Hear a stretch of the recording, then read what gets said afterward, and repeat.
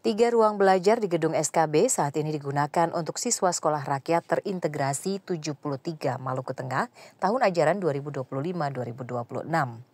Selain ruang belajar, siswa juga diasramakan. Dari total 75 siswa, 40 diantaranya siswa laki-laki dan 35 lainnya perempuan. Dengan rintisan siswa jenjang pendidikan sekolah menengah pertama. Kepala Dinas Sosial Kabupaten Maluku Tengah, Ruslan Wailisa menjelaskan, pemerintah menyambut baik dibukanya sekolah rakyat di Maluku Tengah.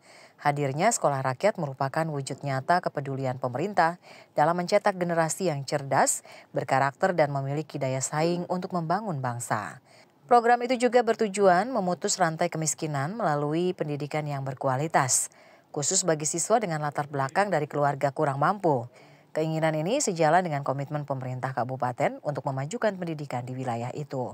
Wailisa menambahkan, sesuai rencana Kementerian Sosial serta koordinasi Kementerian PU, gedung sekolah rakyat akan mulai dikerjakan di Januari 2026 mendatang. Berlangsung selama 1 tahun sesuai dengan rencana yang disampaikan oleh Kementerian Sosial dan Kementerian PU.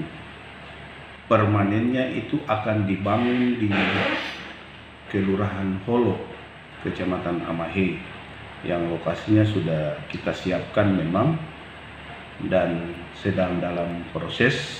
Dari Masohi, Maluku Tengah, kontributor TVRI Fatahila Sia melaporkan.